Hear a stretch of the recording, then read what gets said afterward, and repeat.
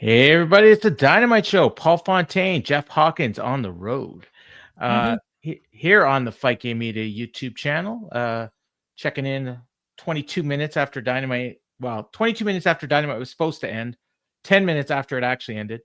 And also for those listening on the Fight Game Media audio channel on Thursday morning, want to thank you all as well. Opening up my Diet Coke as Jeff gets out of his chair. Oh, he's got the Nature Boy. Woo! I remember that joke. Yeah. Oh, all right. My brother got that for me for Christmas, and my mom put it in this room to scare off prowlers. Nice. That's a nice mom. All right. So, Jeff, do you want me to get this G1 shit out of the way first, and then we'll talk about the real news? Please, because I have no interest in the G1. Okay, so I'm still catching up, but I've watched everything through July 30th, which is a week ago. Although, I'm only like 4 shows behind, but it's been great. So the matches that you want to see, this is starting on the 25th. David Finlay and Hiroshi Tanahashi was awesome. Main event of the show on the 25th. Konosuke Takeshita and Shingo Takagi from the July 26th show is literally one of the best matches of the year. I had it in my probably my top 5. Callum Newman and David Finlay from the 27th.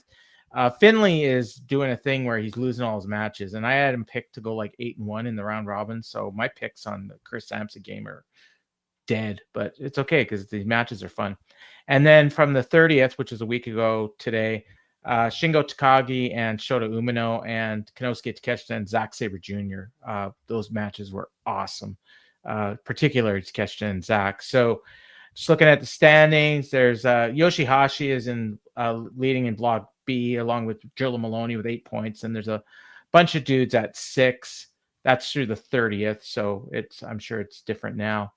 And then on the other side, on the A block, Yota Tsuji leading with 8, and a bunch of people at 6. So that's that. So I've been sticking off social media because I'm still trying to catch up. I still haven't, believe it or not, I still haven't watched SummerSlam. But I am all caught up on AEW television. But because I was keeping off of social media so I don't get SummerSlam spoiled. Although I do know the big news because Figure 4 Online spoiled that one for me. But I don't know any of the results. So Ryan, my good friend Ryan, filled me in. He says, there's some news you want to get caught up on before you do your show tonight. And I was like, oh, really? What's that all about? And so he filled me in. And apparently one Montel Vontavious Porter has some heat backstage. Who'd have thunk? Guy that was not happy in WWE despite getting pushed is all of a sudden not well liked over here either. What's going on, Jeff? You've been following it closer than me. Here's the weird thing. I am not necessarily anti-MVP on all this. I know a lot of people are, but on these things, it sounds like, and I agree with Brian Alvarez's smell test here. Someone has it out for MVP. But it's also weird because the heat about this report goes from MVP to then the Hurt Syndicate, which makes it interesting. But let me read this. According to Fightful, it's being reported that MVP has "quote unquote" rubbed a lot of people the wrong way backstage in AEW. Now, a lot. Sorry, I'm.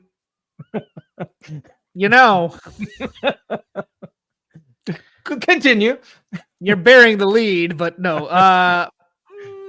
According to Fightful, the sentiment has been expressed by a number of talents. One is a number, by the way, on the roster.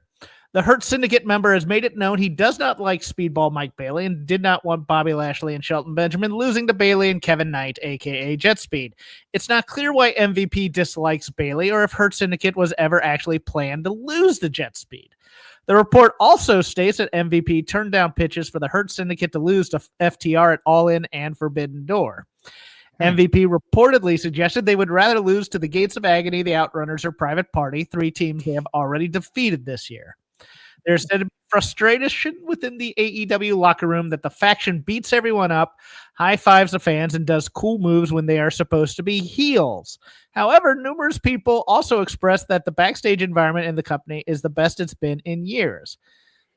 It's also noted that the storyline with MJF was originally planned to run longer, though there is no reported heat between MJF and the group. Now, here is my thinking on this.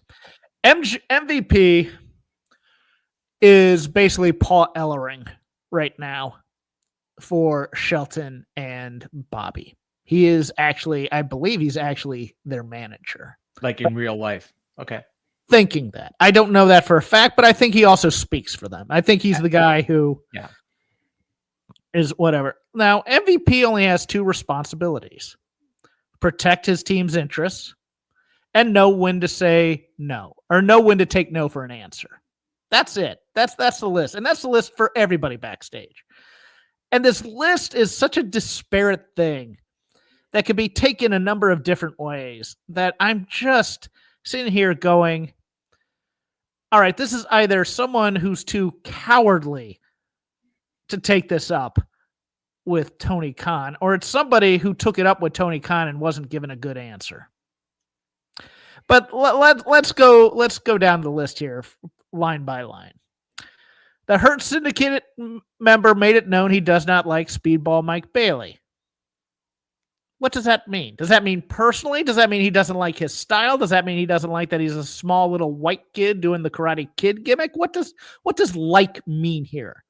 He probably means he doesn't get the character. Would be my guess. That's what I'm thinking too. But a lot of people who are taking this and running with it, who think that, and this is my problem with it, is wrestling companies aren't a theater camp. We're not all here to put on a show and to be friends with everybody. You don't need to have work friends. You can have your own. Everybody should be protecting their own interests at all times, but everybody should be happy to work with each other. That's what I think. Interesting that he doesn't like Mike Bailey, but he's got no problem with Kevin Knight. Also, very interesting in terms of that report. Now, we don't know for a fact he doesn't like Kevin Knight. No, but it was only mentioned Speedball. Correct. Yeah. Maybe it's Veda Scott leaking this. No. And did not want Bobby Lashley and Shelton Benjamin losing to Bailey and Kevin Knight. Okay, what's wrong with that? I don't think they should have lost to them either. Exactly. I mean, especially the way it was built. Yes. Yeah. At the end of it, there's no way you could look at that and go, you know who really should get this win is Bailey and Kevin Knight. At the time when the match was created, yes, I could have seen a case for Jet Speed to win this. But as they built it, no, there's no way in hell they should be doing that. My feeling was that it was all a setup. I mean, I think I said this on the show, that it was a setup for Kevin Knight to turn on Bailey. That's the whole what I thought too. Yeah. And that might also be why there's no quote unquote heat. But okay, it's not clear why MVP dislikes Bailey or if Hurt Syndicate was ever actually planned to lose a Jet Speed. Okay, right. So this is all circumstantial. This is all just somebody talking out of their ass for the most part. So we get to the next one. The report also states that MVP turned down pitches for the Hurt Syndicate to lose to FTR at All In. Aha. Okay. Here's the problem with that right there. Is that the next sentence, there's said to be frustration that the faction beats everyone up, high fives the fans, and does cool moves when they are supposed to be heels. Okay, they're supposed to be heels. Why wouldn't you turn down the pitch for FTR if they're also heels? True. Yeah. Unless they were going to be baby faces, and then if they were going to be baby faces, that would also explain why they're slapping hands with the fans and doing cool moves. Maybe they're going to be the baby faces for that feud. Now, here's some MVP reportedly suggested they would rather lose to the Gates of Agony, the Outrunners, or Private Party, 3 teams they have already defeated this year. Okay, we can take that one of 2 ways. We can take that as, well, he's suggesting teams that they already beat, so whatever. Or maybe he's pitching a story that one of these teams figures it out, comes back, and beats his team. You know, or it's a thing where they're facing that team, and whoever the real threat is, be it FTR, be it the Bucks, be it like a real top team, Yes, gets involved and they win, slip on a banana peel finish, and the Outrunners win the tag team titles. okay, And then so like then the Hurt Syndicate doesn't really lose anything in the eyes of the fans because they didn't really lose.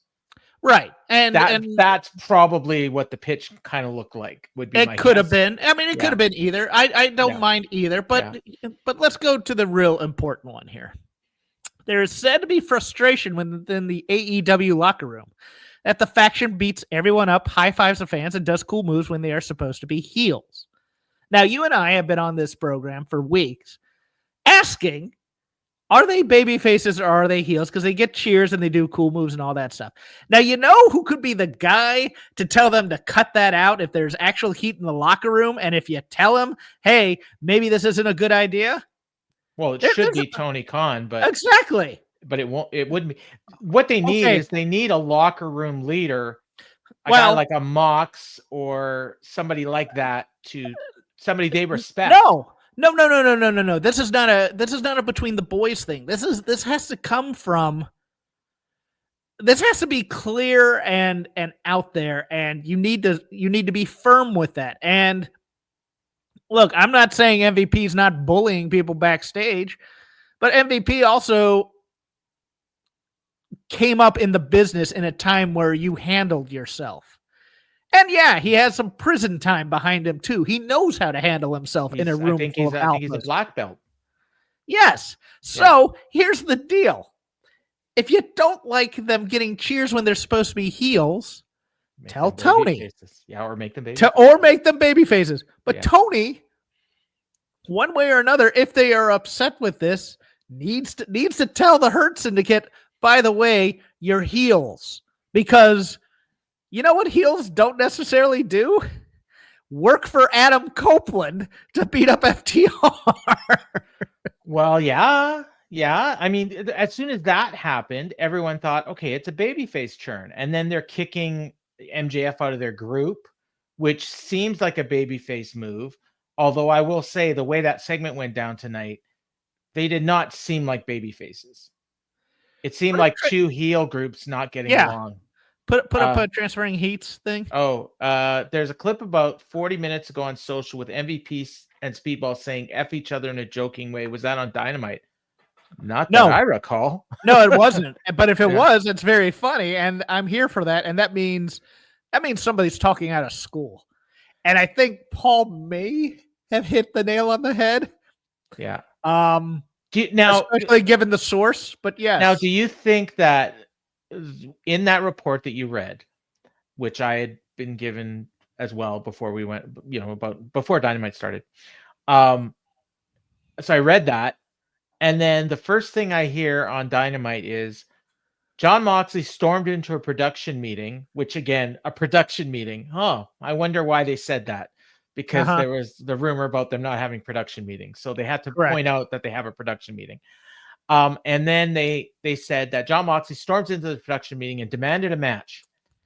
And who should ask for the match but Mike Bailey?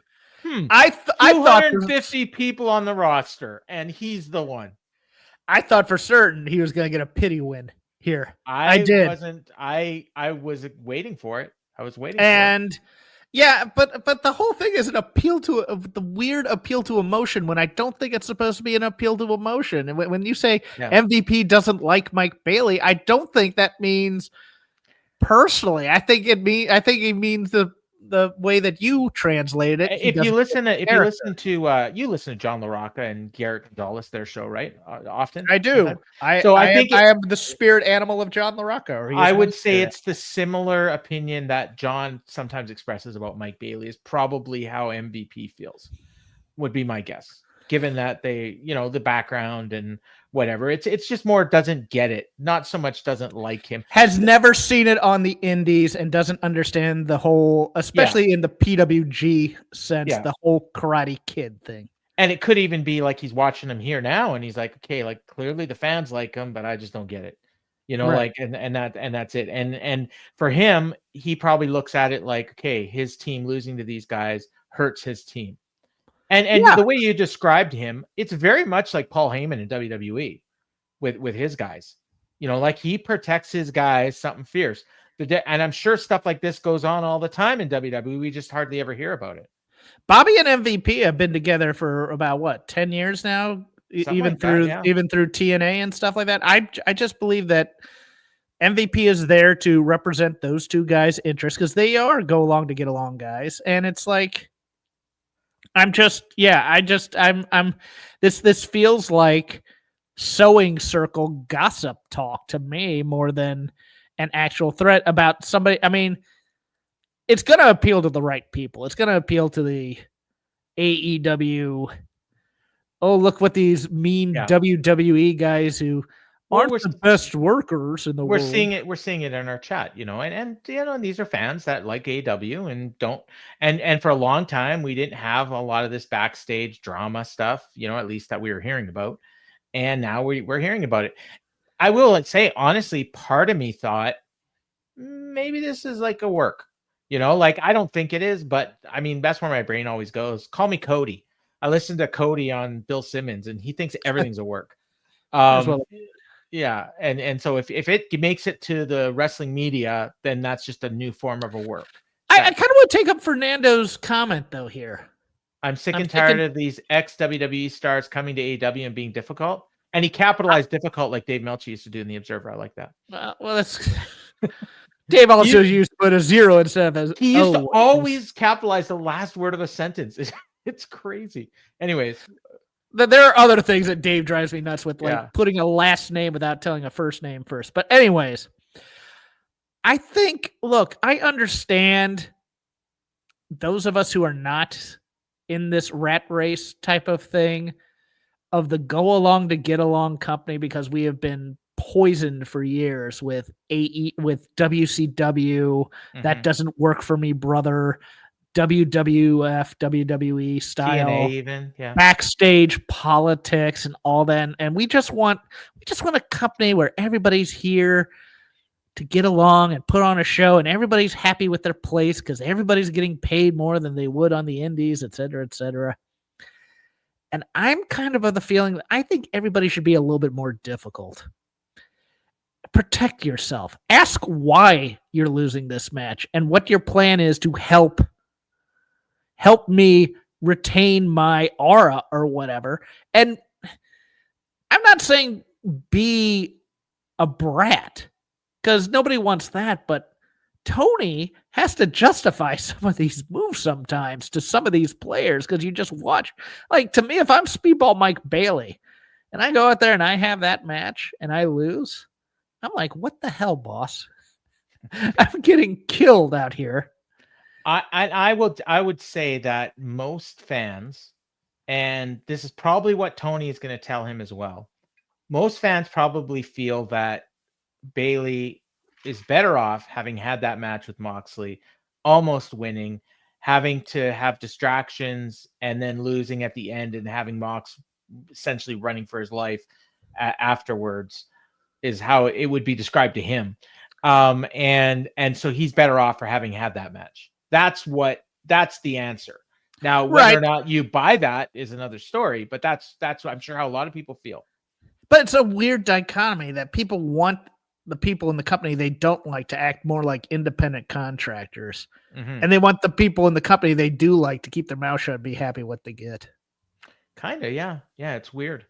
And you're getting a lot of comments in here, about, how, people aren't happy with, and this is like back to like Rusev and Aleister Black and, there's some other ones too. Andrade. I mean, I get that. You know what? I will say for Andrade, he did business.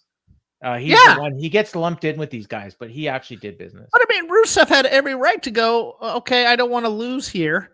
Yeah. What's your plan for me? And then Tony just kind of gave up and let him sit in catering and go do movies and stuff like that, as opposed to actually having to challenge him. You can go back and check the archives, everybody.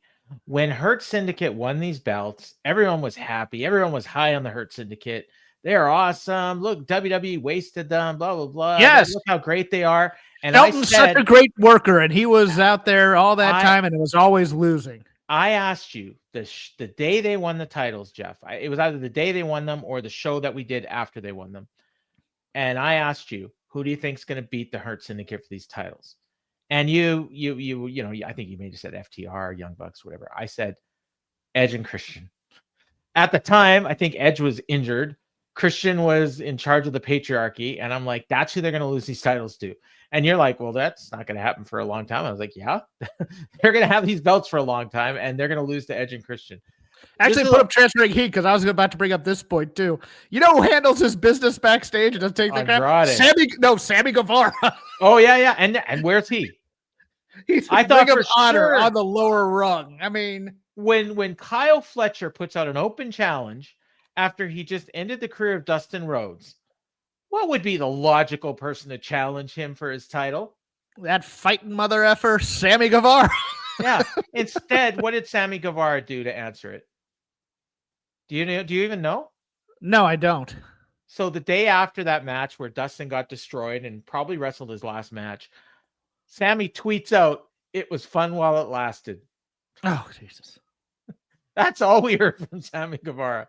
So I think he knows he's losing those titles without actually losing them. You know, or he's going to get a partner that he's going to have to defend with and probably lose him that way. But Andrade, don't punk Sammy. You won't get fired was my favorite story. Andrade walks up and punches Sammy. And he didn't get fired. we need more punchers in backstage. Yeah, maybe not. And MVP seems like the type that would do that too. Didn't he? Oh, MVP can fight. That's the thing, yeah. and that's why they're saying this stuff to press people because they're scared to death of MVP. Did you catch the Jericho references in the main event? We'll get to it, but I feel like he might be on his way back. That wouldn't shock me. Yeah, and may have something to do with what's going on here too, because people may not realize that MVP and Jericho have a history.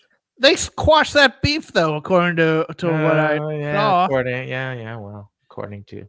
Although Jericho would be the other guy I would think who would leak that too. Yeah, although he hasn't been backstage probably. But he'd also do that to Dave, not to Sean. True. And Dax will talk to anyone that'll listen. Greg points out, I thought given the last few months of booking, Speedball looked good against Mox. One guy just main evented the last pay-per-view. Yeah, no question. I thought the match looked really good, but I thought he needed the win there. I thought that would have been something. It would have been interesting. I'm going to warn you people right now. Maria, Fernando, I see Matt in the chat. You guys all love AEW. You may not like my review of this show. I'm going to warn you right now. I get to play babyface. All right. Yeah. Okay. So we start off the show and it's an MJF promo, and he says, "Seabiscuit, because of you not giving me a title shot, one of your good friends is going to have to pay tonight. Mark Briscoe, you're looking straight at the devil, and I'm going to send you to hell. You're a loser, a chicken farmer, a blue collar bitch. You're not championship material." And he rubs his new belt. He says, "You're white trash that got lucky. These people pity you. Tonight, Mark Briscoe, your luck's going to run out. I'll see you in the main event." And they showed his belt, but they didn't identify what the belt was. That would come later. And we get some good retconning there. And then they ran down the card for tonight. So that was cool. And they pointed out that Kyle Fletcher's the new TNT champ. And they pointed out that Moxley versus Speedball was made moments ago. And they told the story about him storming into the production meeting and demanding a match. And let me pause you here real quick before we get into the rest of the show. Let's hang on MJF's promo a little bit. Okay. Because there was something I was thinking throughout the show, especially the way they were talking up the post-match scrum spoiler during the overrun, and the ending of the match. I was thinking, watching this, because they would do this at times in other territories and stuff when I was growing up. If you had a match like this for the number one contender, everybody who had interview time would be asked about it. And would it have been more effective to have made this an entire through line throughout this show where it's like people are sending Mark their best wishes. Hey, you're going to finally get your chance to get the big one. Really kind of almost overselling this thing. And then when he gets screwed because the referee doesn't see the leg, then it's more of a tragedy. I was thinking about the problem with that is that they never actually said that it was a number one contenders match. They just kept saying it was a grudge match and it has major implications. But they never said what those implications were until they said last week that the winner of the match would fight. No, they said last week if MJF wins, he gets a title shot. We wondered what about Mark Briscoe, but then this week they never mentioned that if MJF wins, he gets a title shot. What they did say later was if Mark wins, Hangman said, "Oh, if you win, that's your fourth main event win in a row. You should probably." Or no, it was actually Alicia Toot, the booking mind, Alicia Toot, who said, "If you win 4 main events in a row, you should probably be considered for a world title match." And then Hangman backs her up and says, "Yeah, she's right. You should be." So, but they never said that for Max because obviously Max. I don't remember. That would have been such a good. That would have been such a better idea than what they did. Okay, I made up the story in my head. Never mind. Yeah. So that's what I think. Like, I think they should have made this a number one contenders match. And let me just ask you this now, Jeff. What do you think is the world title match at Forbidden Door? I think it's probably going to be Hangman and MJF without the contract. And this is what I assumed. And yeah, without the contract. And when I brought this up in our Discord, I was immediately told that's way too soon for Hangman and MJF. And I said, I agree, but I think that's what's happening. That seems to I think he's getting screwed by a luchador in that match. So I think that's why they have him have the contract. Yeah, that's what I said last week. But I think it's actually gonna be a 3-way. With Inferno or whoever? No, with Briscoe. Oh, okay. Yeah, like they're gonna. Yeah. There we go. Oh, it's gonna be the Dusty finish where it's like, well, they'll do a rematch, and then Briscoe might win the rematch, and then they'll get the thing. I don't think he'll just pretend like he won. I think Tony will book a rematch. No. I thought there was gonna be a Deus Ex Machina and come in and go. Well, you could have that too. You had the leg on the rope. You get in there, whatever. Yeah, we'll get to that. The commentators, the commentators should have pulled. I mean, especially Tony, since he's playing David Crockett, should have pulled a full-on David Crockett. Oh, even bringing him over to watch a replay. The announcers drove me nuts tonight. They were lazy tonight. They were absolutely lazy. MJF muttering under his breath, "8-2, Alicia." Yeah, that's yeah. So. We got Moxley versus Speedball. Nothing else about that promo, right? I'm sorry. I just wanted to bring that up. No. I'm glad you did. Okay. So we talked about this match already. I mean, this was, so Marina was at ringside, and I think Wheeler was there too. Yes. And so Marina, so there's one spot before the break where Marina is standing over Bayley for a week. And I don't know what's going on because Moxley had distracted the ref. So she's sitting there and she could do her interference at any time. And she waits and she waits and she waits and she waits and she waits. And then finally, she just kicks his legs out from underneath him and he takes a bump. And then that was that. So then that brings out Kevin Knight. And Kevin Knight gets in Marina's face and he gets in Mox's face. Mox slaps him like a bitch. Knight took off his shirt. Am I wrong? No, he just. And then so he gets in his face and as he should, and he stood up for himself. So that was cool. And then Bayley, then they go to break, or Bayley took him out with a dive, and that took him to break. Come back from break, and they're still brawling. They did this nutty spot on the barricade where Bayley did his standing flip into a double knee stomp on Mox, who was draped across the barricade. That can't have been very fun. Then he hits a shooting star press from the top inside the ring, goes for an armbar. So they fought over an armbar for a while. Moxley eventually rolled him up, and then they did a bunch of reversals. Bayley hit another double knee spot. That's when Wheeler got involved. Moxley kicked off Bayley's head. Then Darby showed up with, I guess, an ether-soaked rag or something, and choked out Wheeler, dragged him away. Mox got distracted and got rolled up. And the fans completely bought this roll up, and I actually did too. I thought maybe that was how I was going to win. Then he nailed Moxley with a couple kicks, got another near fall. Then he put on the armbar again. Moxley escaped, put on the choke, and Bailey was fighting off the choke, but then Moxley gave him the Death Rider DDT and got the win. And Bailey looked great. And like I said, I think he was better off having had this match, but it is weird because they've been a tag team and now he's wrestling the world champ, but whatever. And he killed him with the finisher. Like, looked like he dropped him straight on his head. He didn't, but it looked like he did, which is. I'm laughing at the ether-soaked rag, which is just an absolute staple of both Mid-South and Smoky Mountain. And just in my head, hearing Bill Watts and Jim Cornette screaming, "I can smell that ether from here!" And yeah. I've been watching that stuff recently. I'm a little bit different than everybody else. I don't give a crap about the great match because Mike Bailey lost, and he needs wins. He's lost, like, when was the last match he actually won? I think it was like one of these 8-person 400,000. I think it was AR Fox. Okay.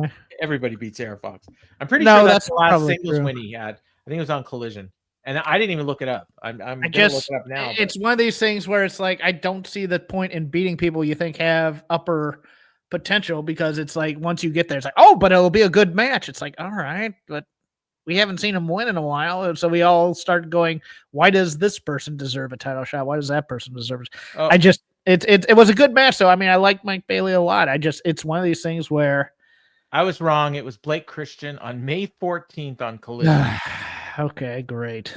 Everybody beats Blake Christian, so it doesn't matter, but it's at the same time. The last time Mike Bailey won a singles match on Dynamite, I'll let you know when it happens. What about tag? He never has. No, a singles match. He's never won a singles match on Dynamite. Never, not one. Oh, that's right, because they brought him in on his debut and they beat him. Yeah. So I'm not, and he's won a few matches on Collision. That's fine. Like, and he's won a bunch of tag matches, so that's cool too. Like, he's credible. Don't get me wrong. And the guy that just main evented the last pay-per-view and was the world champion. There's no shame in losing to Jon Moxley. They do have tremendous chemistry, and they set up a match for next week with Kevin Knight and Jon Moxley, which would probably be pretty good as well. And I'm more interested in that match now than I would have been if they would have just announced it, because they actually did something to set it up. So that's cool. The little thing at the very. So Moxley and Marina bail through the crowd. They are looking for Wheeler or Darby. The announcers aren't sure. Then we go backstage to remarkable Renee Paquette, and she's with Windsor and Tony, Alex Windsor and Tony Storm. And apparently she's in something called a 4-way interpromotional 4-way match at Forbidden Door. And they're going to have another 4-way tonight to qualify for that interpromotional 4-way match to determine the AEW representative. I have no idea what's going on. I assume this was announced on social media because I watched Collision and they never mentioned it.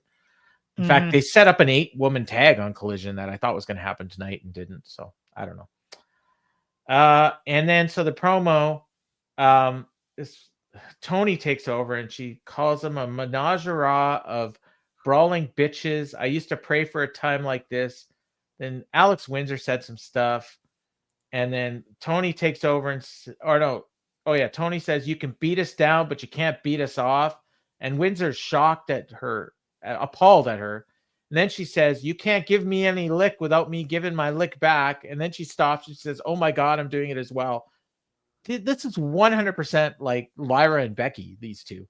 And then Tony says, if you want to whip out your John Hancock, and then she tells her to tape up your tits and tangle. I have no idea what's going on. This was just here so they could get out whatever random shit popped into Tony's head, and everyone was happy and laughing. So that was cool. I had a guest for this promo. My mother came into the room. Oh no. And my mother just watches this, looks at me, and goes, whoever's writing this stuff needs to be fired. Okay, well, that would be Tony. And I was like, I explained the gimmick to her and everything, and she was just like, it's so dumb. And just left the room. My wife wandered in while I was watching one of these one time and just says, why do you watch this shit? And walks away. Well, it's funny because at the end of the night, the disclaimer for the the next show. The Jokers, the Impractical Jokers came on and talking about massive acts of random stupidity, and she thought that was a great line for pro wrestling. Oh, well, there you go. She thought they were introducing the wrestlers. I mean, this stuff is very polarizing. Obviously, a lot of people in here liked it. I'm not even. She came in during Raw and was watching the Alexa and Charlotte talking with the Judgment Day, and she goes, "How do people watch this? It's so boring." And just left. Fair enough. Yeah. No, and I'm not. I'm like over a week behind on WWE, so I'm not even comparing. I'm just talking about what I watched. So we go to Moxley and Marina in the parking lot. They find a body bag that I assumed had Wheeler in it, and a car pulls up, and Darby's driving, and then he takes off, and they open up the bag, and sure enough, it's Wheeler, and he's got a sign on his head that says Forbidden Door. Excalibur tries to tell us that it was stapled, but it was just lying there on his head. It was glued, and I think he just put it there. But well, he sold it when they ripped off the page, so it was supposed to be affixed onto his forehead. Yes. Fernando questions whether it's polarizing. Yes, Fernando, it's polarizing. I liked this because I thought it was a nice little. It's an homage to. I mean, I remember the first time I saw Darby Allin was at that when he won like the Evolve tryout, so he got into the match, and he was in a battle royal. This is a WrestleMania weekend in I forget which city it's in. I think it's Orlando. I think it was Orlando, but it might have been the one before that. No, it was before. It was before Orlando. It was the first Dallas. Oh, it was the first Dallas one that I went to. Oh, okay, the one that I was at, but I didn't go to that. Yeah, and Ethan Page put him in a body bag and threw him over the top rope onto the into the. I remember that because they did that same spot with in AEW with it's a fit with right. Yeah, and it's a famous spot of his. So I was assuming, well, maybe Darby's in the body bag. Oh, but then you see him in the truck, so you know it's Wheeler. Yeah. So, but I like this. It was kind of comedy-ish, and I don't know. Like everything they do is making me want to see Mox and Darby less. I don't know. Are they building to Mox and Darby in a body bag match or coffin match? I mean, that seems what it possible. Seems. Yeah, it seems like Mox is into this, and maybe this is the way to write Mox off for a little while, which I would not be opposed to. I think Darby needed to yell something, like he's honking, "You're mine, bitch," or whatever, and then drives off. Yeah, see at Forbidden Door, something like that. I don't know. Mm-hmm. They come back and they run down the card again, which I liked. They're making sure to let you know what's coming. Now, whether or not you're interested in it is another story. Then they go to a segment from earlier today, and it's Remarkable Renee again, waiting in the parking lot for Mercedes Moné. So she cuts the promo for Moné. She gets out of the car. She's eating a watermelon, tosses it aside, and then Renee says, 8 belts Moné. So let's talk about All in Texas. That match was so incredible. They were calling it the best women's match in the history of the sport, and that was before the match even happened. But you didn't walk away with the victory. And Mercedes interrupted her, and she says, Renee, don't be such a mark. And she walks away. It's like, I don't know what the point of that was, but okay. Hated it. And I'm a Mercedes Moné apologist. And I'm just like, what was with the watermelon? Did I miss something? I think it's just her nonchalantly not caring about whatever's going on. And she was just going to no sell everything. That was my thinking. Okay. I mean, the 8 belts is cool. I like that. She was dehydrated. She's dating Mordos, for God's sakes. Well, there you go. Yeah, that beast. He's a beast. So next we got, oh my God, Alex Windsor versus Queen Aminata versus Skye Blue versus Billie Starkz. This match was a train wreck. I don't know. So Tony got an entrance as well. I wrote down 15 seconds in, I said, this is not going to be pretty because they were messing up everything they tried. Aminata very early on does her move that is, it's like the Stephanie Vaquer move, but it's chocolate kisses. What is it called? Chocolate kisses. Chocolate kisses. Okay. Mm-hmm. And so she smacks the woman's face into her ass. and gets no reaction. And then she does a spot where the camera focuses on her and she's like, it's like she's prying her cheeks open. Is that what she's doing? I think. I think so. And sticks her Yes. tongue out. Yes. Okay. Just making sure I saw what I saw. And Excalibur laughed and said, "Oh, she learned that at Team Taz dojo." And you'll never guess who came into the room when Chocolate Kisses was being executed. Yeah. Hi, Mom. Hi, Mom. So there was no reaction to almost everything they did. Later on in the match, they got into it, especially when Tony started to interfere. Excalibur points out that Alex Windsor is the most experienced person in this match, even though she's the one person that nobody in the crowd knows. I pointed out, like, I didn't even know where Billie was. Like, she wasn't around at all. And then all of a sudden, she just flew out of nowhere with a move off the top, and the announcers actually said she came out of nowhere. They kept cutting to Tony, who was wandering around, making faces at everything. And then I noticed Athena was there too. They go to break. They come back. The crowd's still dead. They did a bunch of moves where people were trying to steal pins. Billie Starkz fucked up a headlock takeover at one point. Windsor hit a power bomb on somebody. She looked like she damn near killed her. Then she put on a sharpshooter. Aminata broke it up with kicks. They had just this awful punch exchange. And then Billie Starkz and Skye Blue come in and break it up. And then they had a punch exchange that was even worse. Windsor and Aminata both dropped them both on their head with suplexes. Then they backed into each other. Aminata headbutted them and everyone's down. And that's when the fans cheered. And they chanted AEW. Blue kept trying for code blues. And it's like she didn't even know what the move was, even though it's her finisher. She tried to hit it from the top rope, but Windsor hit a powerbomb on her. Aminata hit Blue with a boss man slam. Then Starkz hit her with a senton that looked like damn near killed both of them. Aminata hit her with a neck breaker. Blue grabs a chair. She finally figures out that it's no DQ. But she doesn't do anything. Or I guess she touched Aminata with it, but didn't like knock her out or anything. Then she tried to hit a code blue and ended up hitting her own head into the chair. Then Aminata put her on the chair and just creamed her, and they're both out. That's it for them for the rest of the match. Then in the ring, Starkz hit a running boot on Windsor. Windsor hit a lariat. Then Athena gets in the ring. Tony pulled her off the apron. They brawled on the outside, and that was the biggest reaction to anything in the match. Then Starkz went for a DDT, but Windsor hit a small package for the win. I mean, a lot happened here, but oh my God. Oh my God. There was a dueling belly to back suplex thing where Windsor hit Billie and Aminata hit Skye Blue. Yeah, that was, I think both dropped them on the back of their heads. Oh my God. Skye Blue stinks. And I don't say that lightly, and I don't generally comment on people's work.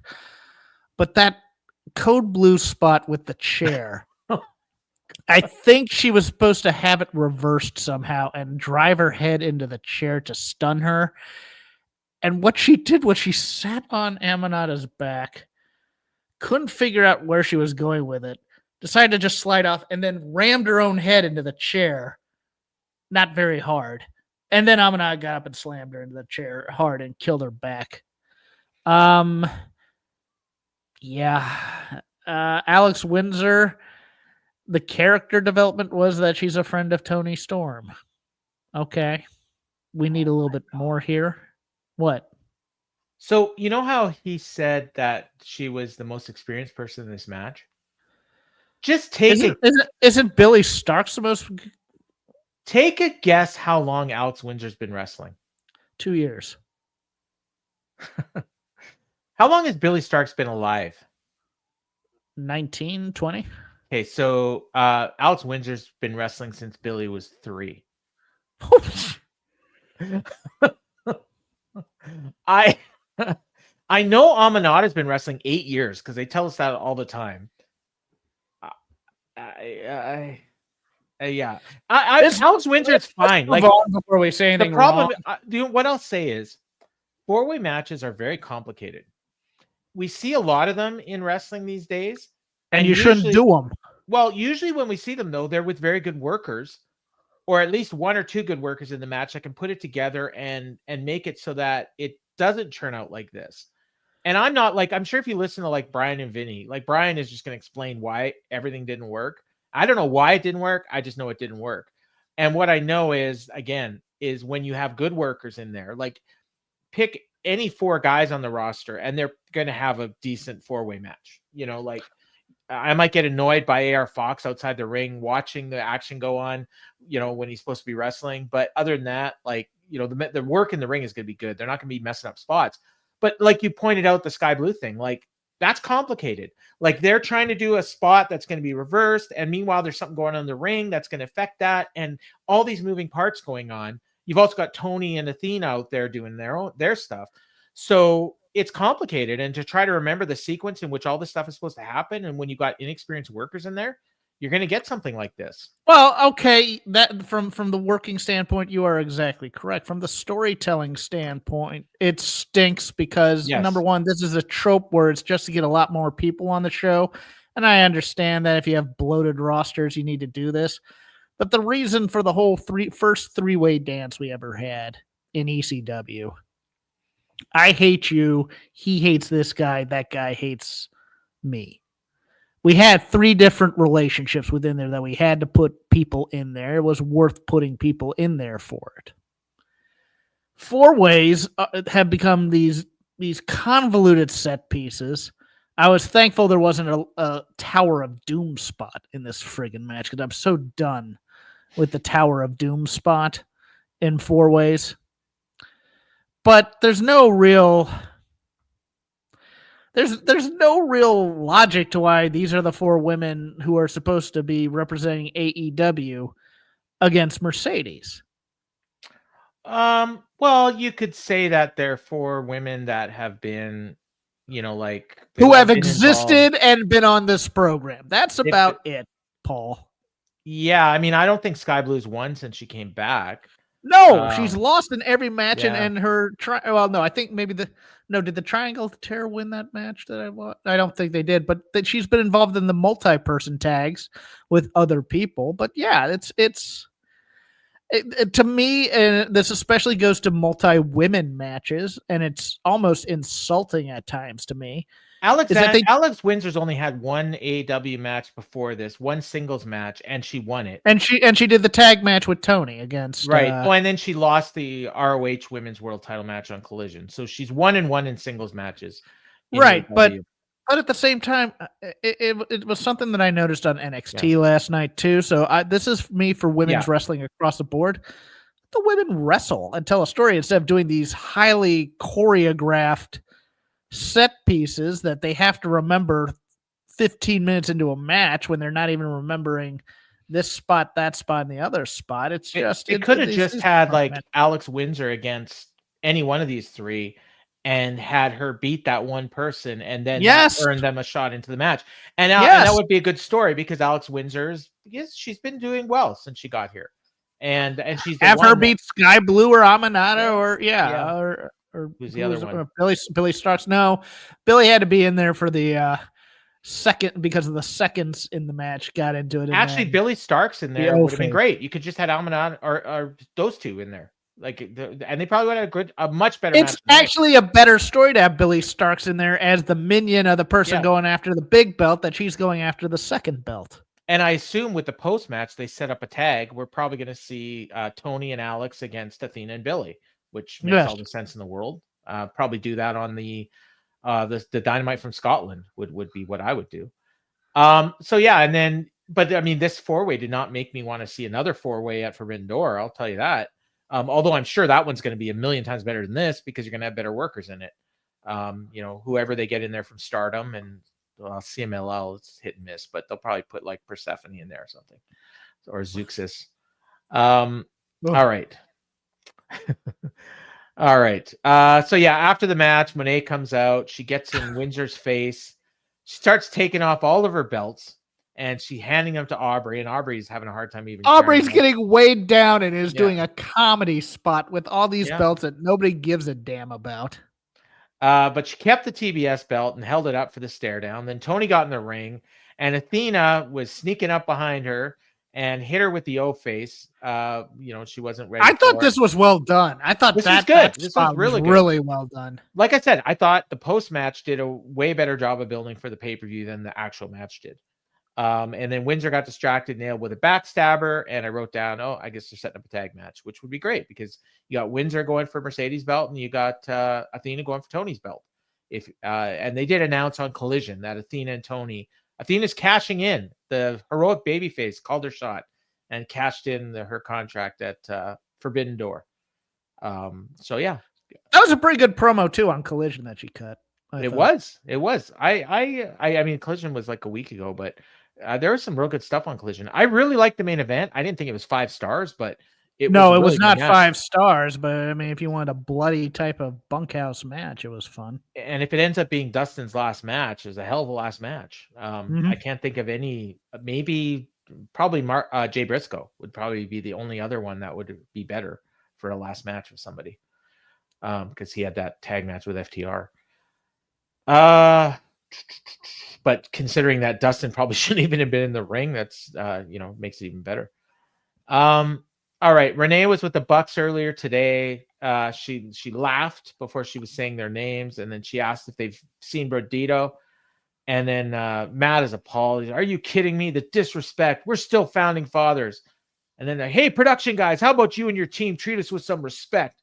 You jobbed us out and gave us the worst entrances ever. We want LED, pyro, all the pomp and circumstances. And here, hands him a card and says, give this to Justin Roberts to read to us. And then Renee wished him the best of luck and laughed again. And this is ass. I'm sorry. This entire meta story is so bad. And we'll get to it, but I mean, it only works if you continue to have them lose, and they won last week. So they won the last 2 weeks. Yeah. They haven't lost since All In. If they've been losing every week, then this makes perfect sense and it's great. But they're winning, and yet they're jobbers. So what does that say about the people they beat? Exactly. Yeah. Then Renee's in the ring, and she's got an easel beside her, and she's laughing again. It's like, I don't know. Then she introduced Kyle Fletcher and Don Callis. They showed highlights of Kyle beating Dustin for the TNT title last week. Whole family's there. They're all dressed super nice in suits. And they got a bunch of women at ringside with a table set up and all the family belts on the table. So I was wondering, what are all these belts? And then when I was like, which woman joined the Callis family? And they finally made that move, but no, it was just they're just random models that they hired, I guess. Like the Robert Palmer girls is what they look like. And then they had all these belts, and I'm wondering, what are all these belts? And then Callis reminded me, oh yeah, Okada, who wasn't there actually. Everyone else in the family was there, but Okada wasn't. A few notes. Mom came back in, looked at the sunglasses, goes, "Those are ridiculous sunglasses." I go, "They're supposed to be, and they're awesome." She liked that. Yeah. The disparate outfits of the Don Callis family were interesting because Josh Alexander and Kyle Fletcher got the memo. Hedgesero looked like he was Evil Uno for a second with this long black t-shirt fitting in. And then Archer stayed in character, which I appreciate, but just nobody can tell Brother Hedgesero bring a suit for tonight. Come on, man. And then I know Rocky's in Japan, but where's Trent? Well, if you get beat by Big Boom AJ, you should not. Yeah, that's true. All right, so I did write down this promo. So so she puts over the gruesome battle that he had with Dustin Rhodes, and then Callis says, "Let me interrupt. So the real question you should be asking is the question on everybody's minds: why am I building the largest numerical faction in the history of professional wrestling? It's simple: power. You want power in this business? Cast your eyes on the gold. When you've got the gold, you control destiny. Since Kazuchika Okada aligned himself with the Don Callis family, he's got 3 belts. And then my favorite moment of the year, Kyle Fletcher became the TNT champion. And just like Okada cast Kenny Omega into the scrap heap of history, Kyle, you may have retired a legend. Tell him." So he hands over the mic. The crowd's chanting, "Fuck Don Callis." And Kyle soaks it in like he should. And he said, "Dustin Rhodes, this past weekend on Collision, you got exactly what he deserved for stealing my moment at All In. Dustin, you may have had a storied career, but a 60-year-old man doesn't deserve to be in the ring with the proto star.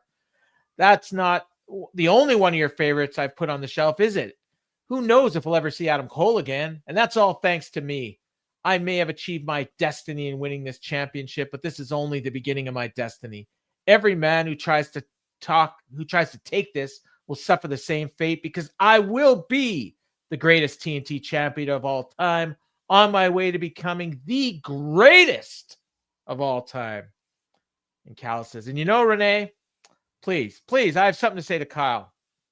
I know that you're going to be the greatest TNT champion of all time. When you're truly great, they memorialize you with art. Your story is told on a canvas and oil painting. I've spent the last 2 days slaving away. I can still feel the oil paint under my fingers. I've got something for you. How bad do you want to see it? Kyle says, oh, so bad, so bad. Don says, how bad do you want it? Oh, take it off, Don.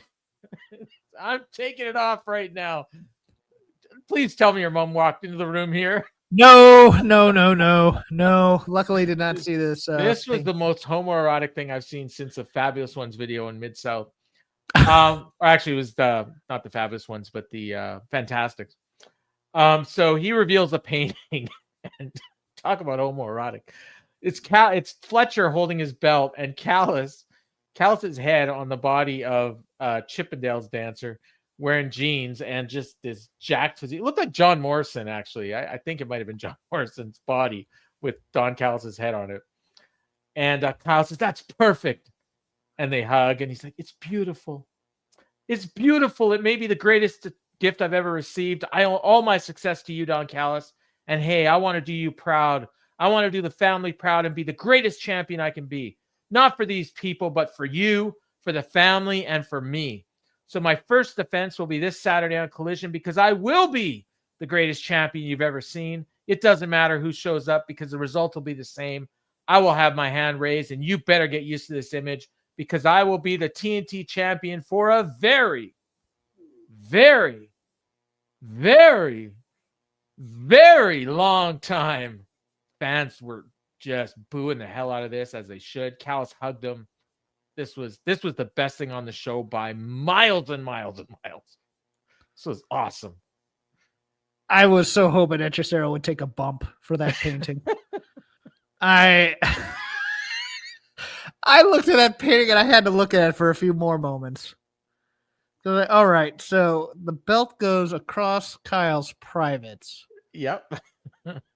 But around the shirtless but still wearing pants, Don Callis. Jeans, we should point out. Yes. Well, this is the same Don Callis that was in the Kenny painting too, yes. As you recall, yes. The shirtless. Yes. I need the Hall of Paintings, with all of the old paintings, including the Jericho one. I'm sure they're I'm sure they're in Don's palatious mansion in Tuxedo.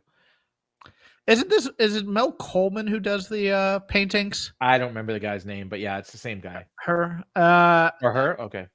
I'm just thinking about this order. Yeah, here's what I want, Mel. I want the Protostar to be absolutely, positively naked and not self-aware about it at all. But I want his title belt and me to be joined, but I want to be wearing pants because I have some pride. Damn it. Here, I thought you were given an order, and you're just recreating the Don Callis order. Yes, I am. I am. I'm just thinking about, and I'm just thinking about the painter at the other side reading this or taking this over the phone and going, uh huh. No problem, Mr. Yeah, I got you. I got you. 2 days, yeah. 2 days. And we're supposed to believe that Don Callis painted this himself. I love that little attention to detail. I wouldn't mind a Bob or a Don Callis' Bob Ross sketch where he has an afro and he's painting an oil painting. By the way, when I messaged you, my message that I told you about my feelings on this show, it was before this segment, but it was right after that Bucks promo. This was so ridiculous, and yeah. if you have this on a PVR or something, go back and look at the other guys' reactions. Yes, yes. It is just. I need a Criterion Collection video of the just this sketch with the bonuses being Echecero cam, Lance Archer cam, To be fair, this might be one of the more Alexander. reasonable requests Cal's had for a painting. That's very true too. If you've seen the other paintings. Yeah. And now I'm thinking back to Renee not being able to keep a straight face during the Bucks interview and this one. And I'm thinking, okay, she had read the script and knew how this was going, and that's why she couldn't keep a straight face. I'm going to give her the benefit of the doubt on this one because this was something else. And in a very good way. I loved it. So 3 weeks ago, so Excalibur's pitching to Alicia, but he said, oh wait, first we got to see what happened 3 weeks ago. And it was Stokely getting speared by Cope. And then we go to Alicia and she's with Cope. And he says, last week we saw Christian Cage share his apology without any remorse. And he was taken out by a concerto. What are your thoughts on that? Or what's your take on that? And he says, I don't know what my take in. You're right. He came out with zero remorse. He's learned nothing. He has no concept of what he's been. And that's an asshole. Well, now he's got his hands full with Nick, Kip, and Shayna, and I got my hands full with FTR and Stokely. I can't get within 200 feet of FTR, but I got on the phone with Tony Khan, and next week, for the first time ever, it's going to be the Rated R Superstar against, and he pauses for dramatic effect, you, Stokely Hathaway, and FTR, if you interfere, your restraining order is null and void. I can't believe Tony is okay with all this, but regardless. He says, so it's your choice. Do you save him or do you throw him to the wolves? And trust me, if you do that, I will tear him piece by piece. And that's it. So next week, it's going to be Copeland and Stokely. And if FTR gets involved, then we're erasing this whole storyline. I don't know if they retconned it or not, but it kind of goes with what my thinking, where Christian was supposed to come out and still be a heel and still not get any babyface chance and be unrepentant. Yeah, they could do that. Although it feels like a little early to come back from that concerto, but well, it might be a couple weeks, but I think eventually it's going to be Christian's going to make a save during a beatdown. I still think it would have been better if Copeland had gone to Tony Khan to say, like, listen, dude, like, what's up with this restraining order? And Tony's like, I didn't okay that. Like, and then he's like, oh, okay, well, I mean, Stokely says you did. He's like, yeah, I know, I watched the show. And he's like, okay, well, give me a match with him. He's like, okay. And then they just do that. Like, I'm just wondering where Tony's flair for Mid-South is in this whole thing, because the obvious setup for this is Tony telling Edge or telling Cope, you can challenge any member of FTR you want, and doing that publicly, and he chooses Stokely. Yeah. Because Stokely's constantly saying he's a member of the team. Yeah, right. That would work. Yeah. So then we got Brodido against the Young Bucks. Oh my God. Okay, so I'm going to get this out of the way right away. The actual wrestling in this match was incredible. And they told, okay, I try to reset, get it there. Yeah. Okay, the storyline of this babyface tag team that just came together and beat the former world champions, the greatest tag team of all time. All this is a great story. And the finish was incredible. That said, how we got there, I hated this. My God. So the winners of this match are going to face FTR for a title shot. So let's get that out of the way. The Bucks come out, and Justin, they show Justin pulling a card out of his lapel. So they're playing their old Succession music, and they put up the video screen. And then the camera focuses on, and you see the Bucks are trying to get under the screen because apparently they dropped the screen in front of them, so they couldn't make their entrance. And they're pissed off. So they start coming down the ring. Everyone, including the announcers, are laughing. Justin starts giving his entrance, and he's basically just reading the instructions that came from the Bucks. Say our names, comma. Say them proud, exclamation mark. Reading the stage directions. Read our hometown, comma. Read our weights, like just going on and on. And then the Chiron starts playing tricks. They put up Max and Jeremy, which, if you don't know, was their names in TNA like 15 years ago. Generation Me, right? Yes. They don't explain this. And throughout the match, even Excalibur's calling them Max and Jeremy, and Taz is calling him on it. And I'm sure there were a lot of people watching that had no idea what the hell was going on.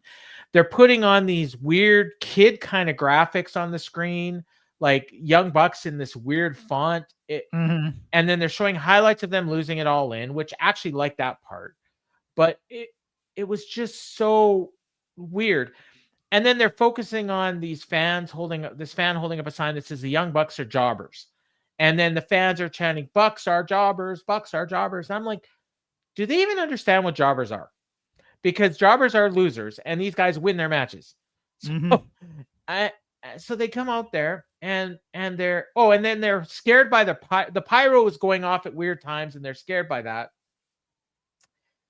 And God, so they're burying them the whole time. And then all of a sudden, about halfway through the match, I think it was after the first commercial break, all of a sudden, Tony Khan is just talking about how awesome the Bucks are. And he just flips a switch and he's talking about how they're the greatest tag team of all time. The crowd is alternating between doing nothing and chanting jobbers. And I should point out, this is like 10 minutes into the match. So it got better and they started reacting better. And I wrote down, like, this angle would work so much better if the Bucks had actually been losing. I wrote down, this does not make me want to see the winners of this tourney against the champs. And then all of a sudden it started getting better in terms of the action. So Brody is going nuts. He took out the Bucks with a cannonball. Bandito did a dive onto them. Bandito did a frog splash on Nick for 2. Now all of a sudden the announcers are talking about how it would be a huge upset if Brodido wins, even though they were calling the Bucks jobbers earlier. Then Brodido missed their catapult move that they used to win their first round match. And then the Bucks took over. Nick hit a Canadian Destroyer, super kick for Brody, but he no-sold it. So they hit him with a few more. Draping foot stop on Bandito. They hit a TK driver. And I thought that was going to be the finish, but Brody broke it up. And they got a standing O for that near fall. And then the Bucks took over and the crowd died again. Then Brody hit a superplex on Matt. I have no idea who was legal. And I should point out as well, like, I was having a hard time keeping track of which one was Nick and which one was Matt. Because, like, when they do the wide shots, it's really hard to tell them apart, at least for me.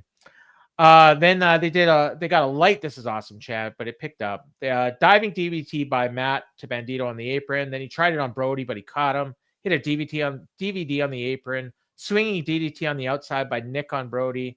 Then Matt and Bandito started brawling. They were on the barricade. Matt, or might have been Nick, hit a super kick. Bandito pressed him onto the other brother. And then Bandito and Nick were in the ring. Bandito gave him a GTS and then the 21 plex. I thought that was the finish, but then the other Buck broke it up. And then Brody throws him out of the ring, put him on the turnbuckle. Bandito went to the top, hit a Spanish fly, but Nick got his shoulder up. Then Brody hit a senton. Then he did the catapult again. It looked freaking incredible. And this time they got the win. And the wrestling was excellent. The last 7 minutes of the match was the best moments of the tournament, John said. I don't know. I really like that opening round match between FTR and Speedball and I like the FTR and Bang Bang Gang too. I thought that was really good. Yeah, that was a good match. This was, I mean, without the nonsense, like if they would have just went out there and had a match, and I don't understand the point of the nonsense. I really don't. Here's the problem with the nonsense, though, Paul, is it takes away from the story that you're trying to tell. Yes. The story you're trying to tell is that Bandito and Brody are figuring out how to be a great tag team, and you have thrown them into the deep end of the ocean against these other great tag teams in this tournament. The way to then get them over is to beat the good teams at their best. Mm-hmm. The story you're telling is that the Bucks aren't on the same page and they're distracted and they don't know what they're doing. So you actually take away from Brodido's victory by not having the Bucks at their absolute best. Mm-hmm. I missed the one key spot was when they went to do the BTE trigger. The BTE trigger. Couldn't figure out what the name was, so they screwed it up. Yes. Even though they could have just, because it was the EVP trigger, but I guess they couldn't remember that it used to be called the BTE trigger, and they could have just called it that again. And they couldn't make up their mind about what they were going to shout before they hit the move, and they ended up hitting each other. Yes, it's a stupid way to fall apart. Yeah. So yeah, I mean, I gave the match 4 3/4 stars. Like I thought it was a great match. John called it the best party match of the tournament. Like, yeah, and even the announcer said like you couldn't have worked that out before the match. Like, I enjoy it, but the people you need to give it a handicap to are Brodido. right, And you have to do that before the match. Maybe have the like, you Bucks could take have out their frustration. They jump Bandito before the right. match. You could and have then he's done the injured. stuff before the match. Like that's Yes. cute and whatever, and then just have them wrestle the match. But the problem is it carried over into the match. For the first, this match was long. Like I think they went through 2 breaks. I think I had the card up here. Let's see if they show. Take all that shortcoming stuff about like the entrance and they're mad, and then they take it out. Yeah. On Bandito during the match to the point where, oh my God, this is a side of the Bucks we haven't seen in a long time, et cetera, et cetera. They are really, after weeks of this, they have finally lost their cool. My God, I've never seen them. That would be better. Like, that would be a much better story. And then that would also play into the idea that the Callus is trying to get them. If they're starting to show an edge. This match went 20 minutes and 26 seconds. It was long. Callus say something to them before the match too. Then you shouldn't tolerate disrespect. Yeah. So again, like it was a great match despite itself. Brodido, like I called this when I saw them win on Collision. I actually said I think maybe they're going to win this tournament. I think they're going to beat the Hurt Syndicate. They might beat the Hurt Syndicate, but I definitely think they're beating FTR. Yeah. And I think especially after this story came out, I don't think FTR and the Hurt Syndicate are going to be doing business. So if you do the Edge and Stokely match first, and FTR saves Stokely, then that means that Edge can interfere in the title match or in the. I don't think they need to. They don't need to, but they could, or it could be Christian that shows up and does something. Who knows? Maybe, but I mean, you could always take the belts off of Brodido eventually to FTR and then put Edge and Christian against them. Yeah, but the finals of the tournament, I think they said are next week, and it's going to be Brodido against FTR. Yeah, so I think Brodido's winning. Tony Schiavone called it one of the most. We might get another 3-way. I hope not. One of the most incredible matches we've ever seen, and an amazing upset. And it's weird because they all kind of left together. Did you notice that? Yeah. Yeah, like the Brodido was like a couple steps behind the Bucks as they were all walking up the ramp. It was weird. Then we got a recap of 1 week ago in the main event angle, which is good because I think a lot of systems cut off that overrun last week, so a lot of people didn't see it. Then they showed highlights of MJF beating Averno for what MJF called the CMLL World Championship. And they later explained that whatever that title is actually called, MJF renamed it, like he renamed the whatever it was, the international title when he won it. So it's now the CMLL World title, because I think it's actually the middleweight title or something like that. Like, so he doesn't want to be labeled a middleweight, I guess. So then we get a segment with what did I write down here? Hang on. I'm reading I wrote down. Okay, this is what I wrote down. Oh, sorry. Okay. Renee is with the Hurt Syndicate, and she points out that tonight we saw Brodido with the upset, and the winner of this tournament is going to face you guys at the Forbidden Door. So what do you think about Brodido? And MVP says, they're magnificent. Huge congratulations. Furthermore, best wishes to the final 2 teams. He was very subdued here. I should point out. I couldn't keep this story out of my brain while I was watching this promo. Best wishes to the final 2 teams who get to meet for the opportunity to meet the Hurt Syndicate. And whoever it is, we will be more than happy to hurt them. Short and sweet. And then MJF showed up. And as soon as he got there, Bobby and Shelton left.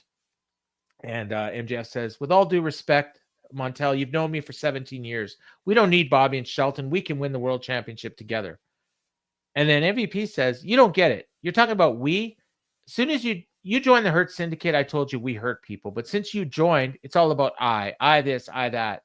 Your ego is more than anyone can stand, and that's coming from me. So it is what it is, brother. And he gave him the thumbs down. And he says, but as my last act of kindness, we'll leave you in one piece. And MJF says, I get it. It's not personal. It's just business. And then Montel says, I love you like a little brother, but I got to tell you, I hope you fail. Because if you succeed in getting your big, beautiful belt back, Bobby Lashley is coming after you, and it won't be business. It'll be very, very personal. This was okay. I don't like the way they wrote this off, but it was fine. No, the way they wrote this off was terrible. It still goes into something that never happened because MJF was totally a team player in those Hurt Syndicate promos. But I liked the dismount. I liked MJF basically pulling kind of a Bokeem Woodbine from the end of Fargo season 2, where it's like when you're the new king, you do an act of cruelty and an act of kindness. It's my act of kindness. I'm gonna leave you be for right now. And look, we kind of knew that it was gonna turn into Bobby and MJF, but who knows with the Hurt Syndicate's contracts being only for 1 year, what's going to go on with it? Oh, is that? I didn't know that. Is that true? That's what I read. I don't know if it's true. Interesting. I don't think they're going to be welcome back in WWE. No. So, but they could go on a barnstorming tour, I suppose. All right. So Alicia again. She's got a lot of airtime tonight. There's a lot of backstage stuff tonight. Guys, I just found out from Cope. Next week, it's Stokely versus Cope 1-on-1. Dak says, as if we didn't have enough stress without the tag finals. We see right through you. We got this, but we got this for you, for Adam. We want Lyric and Ruby to grow up with a father, and for Beth to have a loving husband. And what the hell? And he made some comment about Beth's having something about a micro brawler head. A micro brawler head. I could swear I wrote this down, but I can't find it in my notes. And then it says, we see right through you. We told him we didn't have to be there next week. He's the bigger man. So when he's done with you, we can be respectful for what Big Stoke does. And then Stoke says, look at me. I'm not a professional wrestler. I recognize the greatest tag team of all time, and I'm honored. I said, we see right through you. You're a bully. I'm short, I'm bald, and I can't get any hoes. And then Dak says, you can get hoes. And I think he said at some point in here, I'm only fighting you because my boss told me I had to. Oh, no, he said, yeah, next week, the fight continues in Cincinnati. Oh, no, this is where the line came in. I'm going to do it because that's what my boss asked me to do. You'll have to face your wife who has the head of a micro brawler and tell your kids that Big Stoke pinned you in the ring just like that. Your future juvenile delinquent kids. Yeah, there was so much in there I couldn't get it all. But and then he did the top guys outline. So yeah, it was something. It was funny. Like it's the right kind of funny. It's the right kind of funny because it's not detracting. It's adding to the act. So I don't mind that. There's some funny that's good. This Maria says this is going to be fun. Yeah, I agree. Jason asked how MJF could have known MVP for 17 years when he's only 29. I think they established that he met him when he was like met him when he was 17 or 18. That's well, this would be 12. Maybe what he meant to say, I've known you since I was 17, not for 17 years. Yeah, maybe that's what he meant. But maybe MVP was hanging around Jersey when he was training too. So could be. Well, at 12, yeah, I guess it's possible. I love the line about the hose. Then we got a video package for Swerve and Okada and Callis. Oh, I forgot to add. Mom was in the kitchen at that time and heard it. Goes, don't talk about another man's wife. Oh, you're gonna be in trouble. Well, I think that's the idea. So, your mom is very intuitive. So we got a video package for Swerve and Okada. Callis says that Okada is once in a generation wrestler. Swerve is great, but Okada always wins his matches. He's the guy the smart money's placed on. Your problem is you lack class. Swerve says you wave that championship around. Well, the next time it's going to be around my waist. Callis says he's the best big match wrestler in the history of the business. There's no one better than Kazuchika Okada. And then they really replay the thing where he says, Forbidden Door's coming up. We're going to have a conversation. Now let's just fight. And then Callis says, we won't engage you in a nasty street fight. We'll get it done between the ropes. And then he says, we will hold all the gold for years. And then we hear the crowd going, whose house? And then Okada goes, it's my house, bitch. So then we cut to Renee, and she's on the ramp, and she called out Swerve, and she said, it's now official, you versus Okada for the AEW Unified Championship. Arguably the best big match wrestler on the planet. Are you concerned about the Callis family? And he says, I don't have much to be concerned about because this match is going to be under the Unified Championship rules. I laughed. Me and my man put him on his ass, and we walked away. Last year, we put Callis's man. The last time I faced someone from the Callis family, that's what it was. We put him on his ass, and I walked away the AEW World Champion. Last year's Forbidden Door, I put down someone I hold near and dear. And if I did that to my friend and family, Will Ospreay, what am I going to do to you, Okada? Okada, the best big match wrestler there ever was, Japanese wrestling legend, current unified champion, all things true. And I even agree with a few of them. It's like, if they agree, don't you agree with, if they're true, don't you agree with all of them? He said, I'm something that's never been seen before. And after I'm done, there will never be another one after me. On 3 different occasions, Okada's come after me. He said something about the first time was at Bad Blood. I had no idea what he's talking about. Like maybe they were at the like did you get that reference? Bad Blood? Is there a pay-per-view I forgot about or something? Did he mean Blood and Guts, which was actually not Blood and Guts? But remember that one time he called it Blood and Guts? I don't know what he was talking about here. But anyways, he said the last 2 times we're in Chicago, he stared me in my eye, and I saw nothing. If anything, he looked in my eye and he saw death, because I put the fear of God into that man. This isn't just a big match for the fans, for AEW, or for the rest of the world. It's a big match for you because you're facing off against the most dangerous man in AEW, and that's me. But this isn't just about you. This is about my redemption. I lost big matches back-to-back in London, one of them being the main event of a world championship match. I devised a plan. I will cement my legacy by defeating a Japanese legend, and I'll stand in the O2 Arena over the devastated body of Kazuchika Okada, and I'll have my arm raised with the unified champion, and everyone in London will scream, whose house? This was all fine and dandy, but I don't think he's winning this match. This is where writer me, producer me, goes in and goes, what's the kind of promo we need here? And this is an exposition promo. And I didn't think we needed an exposition promo here. I think we need a little bit of emotion here. And Swerve is playing it very, very cool, which means there's not a lot of emotion there. In fact, it's one of those, yeah, we're going to fight and I'm going to win.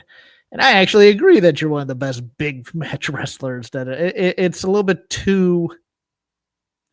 It's a little bit too complimentary of Okada and his abilities, especially after getting attacked, etc. So I don't know. I think I can see what they're doing here.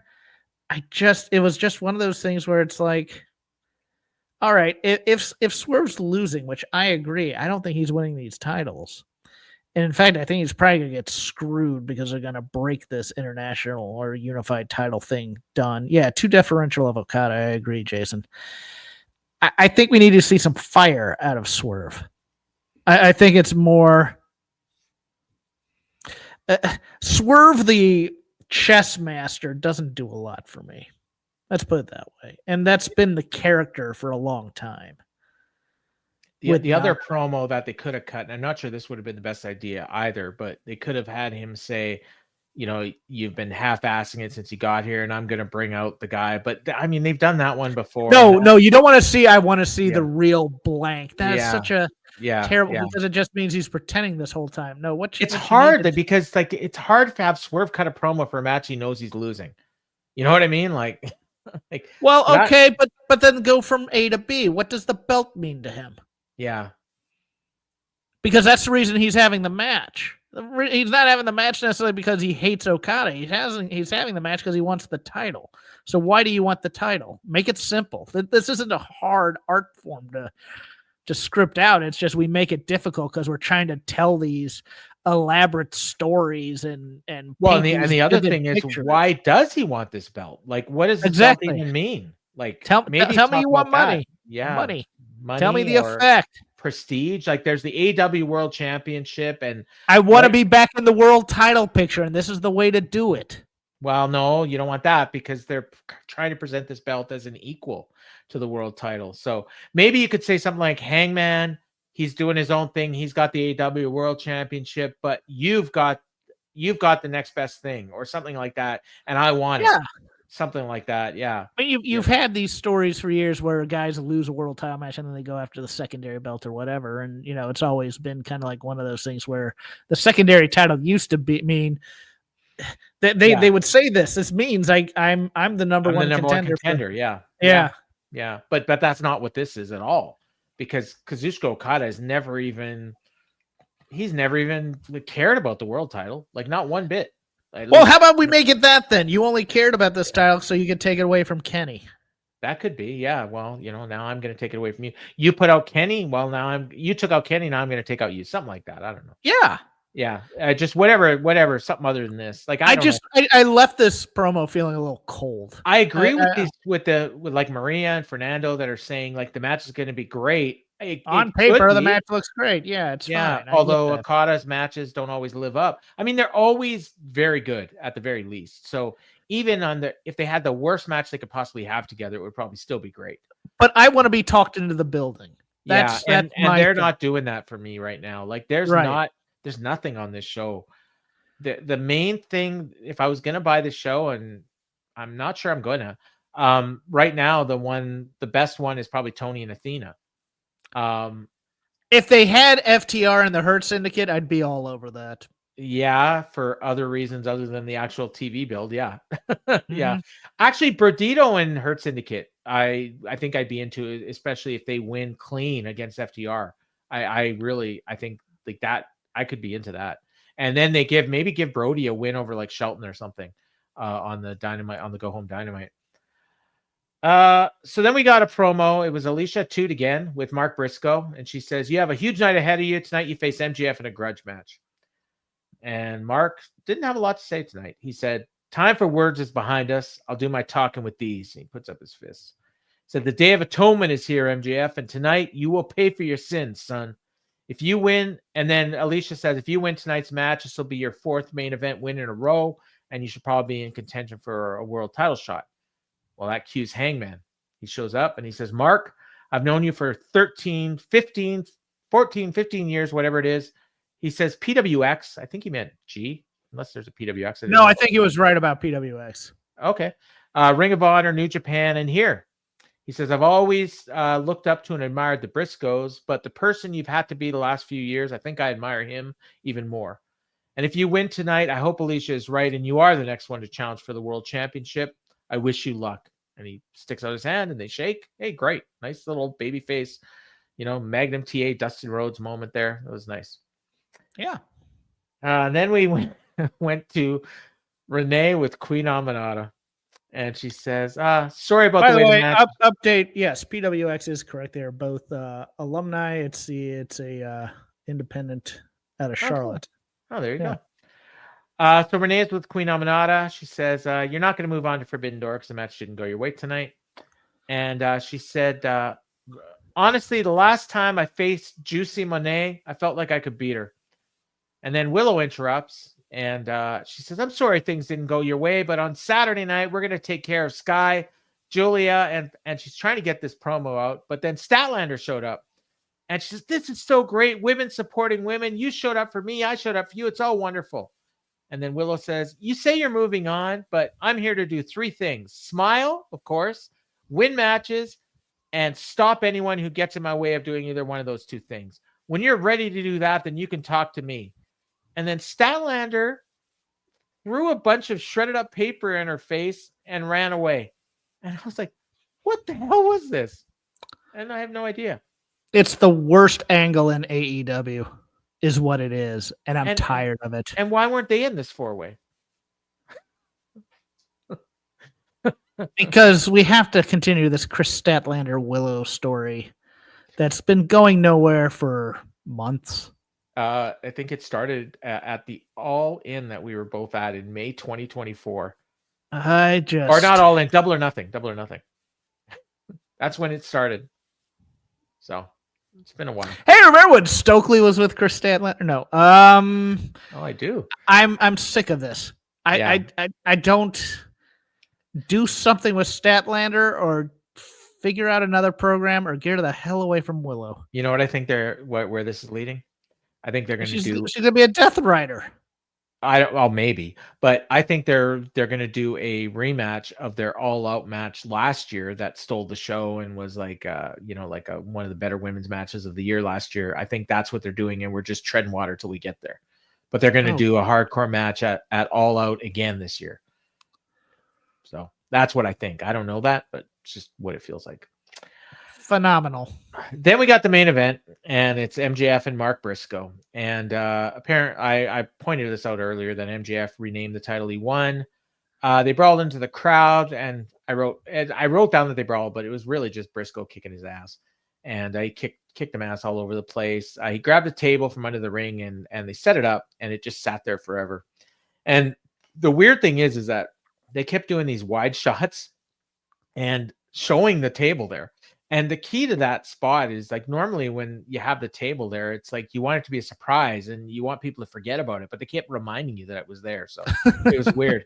But with the spot they did, actually, it was fine. When the table was eventually used.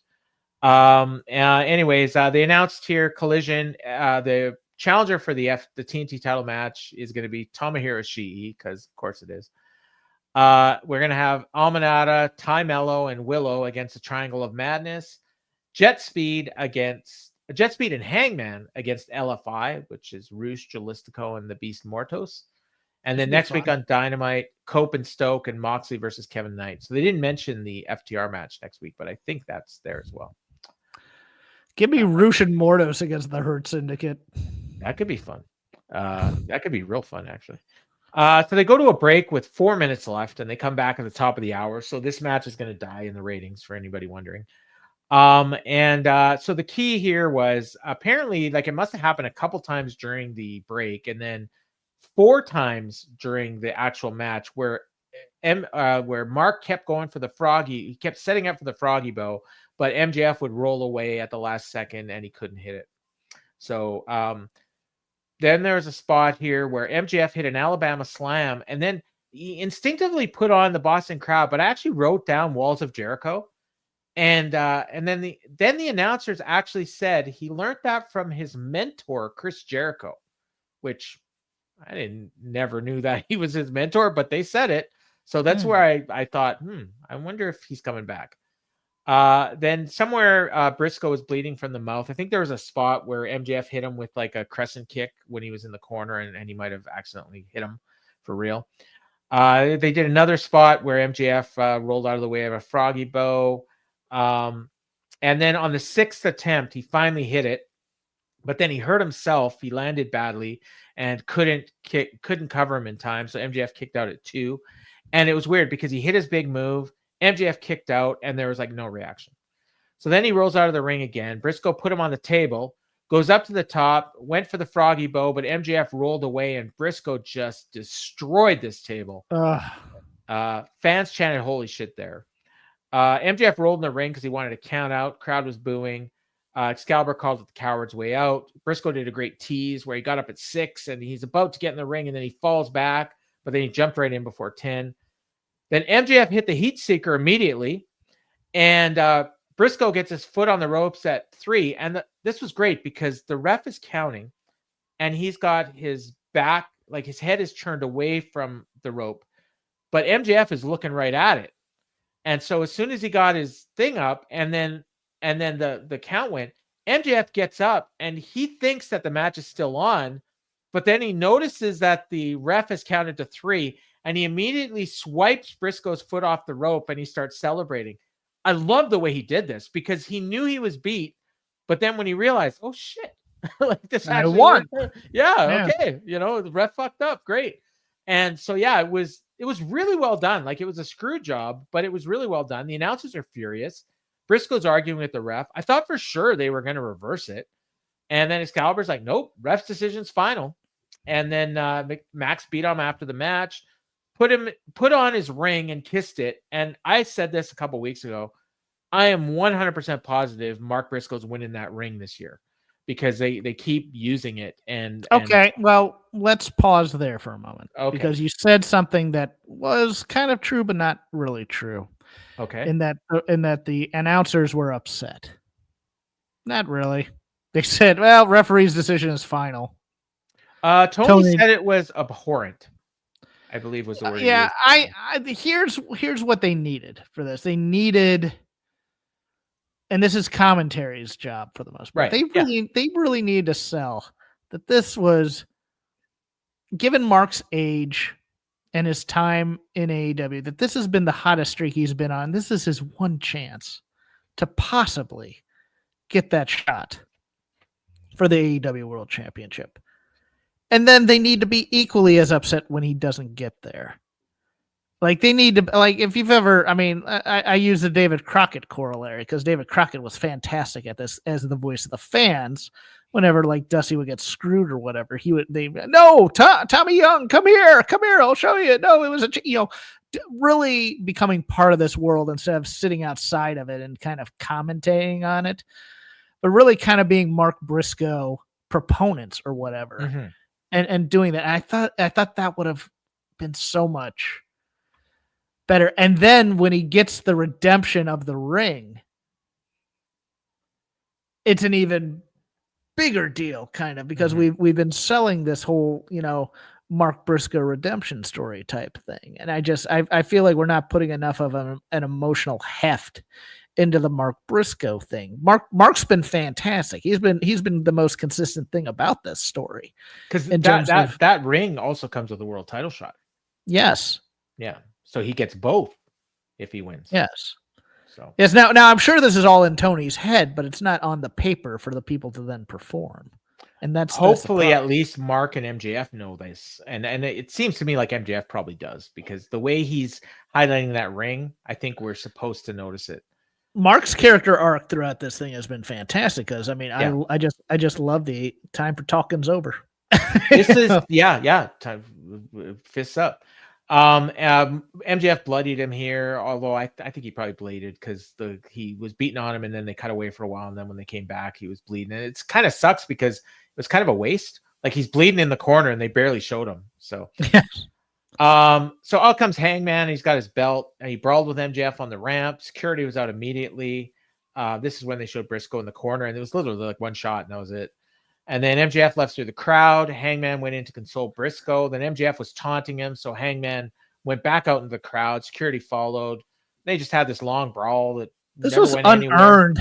This was unearned. I'm sorry, it was. Well, yes and no. They've been at each other's throats backstage for a couple months. He's called him Seabiscuit. That's it. Yeah, if you call me Seabiscuit, I'm probably going to throw down. All right, Seabiscuit. Hey. So yeah, they just went on and on and on, and then Hangman was about to hit the buckshot, and then MJF gets out of the ring, and then that was it. The credits went on, and it was like they stayed there for a bit. Like, it was almost like someone was trying to tell Hangman, "Hey, we're trying to get off the air, buddy. Wrap it up." Yeah, let's go. And yeah, so speaking of which, yeah, we're over too.